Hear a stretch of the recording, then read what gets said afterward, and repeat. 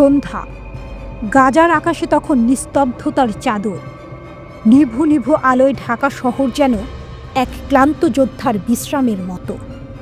কিন্তু সেই নীরবতা বেশিক্ষণ টিকল না। হঠাৎই আকাশ ফুঁড়ে উঠল অগ্নিময় বার্তা।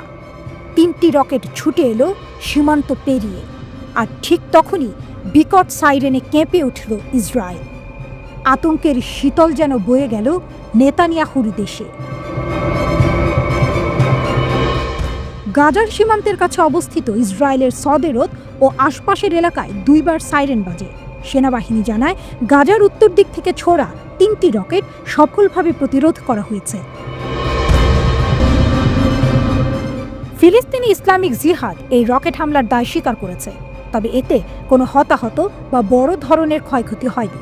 হামলার জবাবে ইসরায়েলি সেনাবাহিনী গাজার ওই এলাকার বাসিন্দাদের সতর্ক করে, যেখান থেকে রকেট ছোড়া হয়েছিল।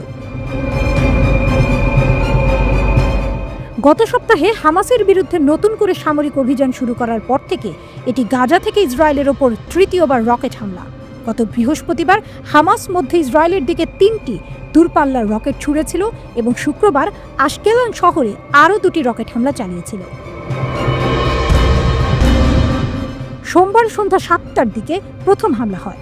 গাজা থেকে 2টি রকেট ছোড়া হয়, যার ফলে সদেরত, নেটিভ হাসারা, কারমিয়া, জিকিম, নির আম ও ইবিম শহরে সাইরেন বাজতে শুরু করে। ইসরায়েলি প্রতিরক্ষা বাহিনীর মতে 2টি রকেটই প্রতিহত করা হয়। এরপর রাত 9টায় আরও একটি রকেট ছোড়া হয়। এবার সদেরত, ইবিম ও নির আম এলাকায় সাইরেন বাজে। আইডিএফ জানায় এই রকেটটিও প্রতিহত করা হয়েছে। প্রথম রকেট হামলার পরপরই ইসরায়েলি সেনাবাহিনী গাজার বেইত লাহিয়া এবং বেইত হানুন এলাকায় ফিলিস্তিনিদের জন্য সতর্কতা জারি করে। সেনাবাহিনী জানায়, এই এলাকাগুলো থেকে রকেট ছোড়া হয়েছে এবং সেখানে হামলা চালানো হতে পারে। সামাজিক যোগাযোগ মাধ্যম এক্সে এক রিপোর্টে আইডিএফ এর আরবি ভাষার মুখপাত্র কর্নেল আভিচাই আদ্রাই একটি মানচিত্র প্রকাশ করেন এবং জানান, হামলার আগে এটি গাজার বাসিন্দাদের জন্য চূড়ান্ত সতর্কতা।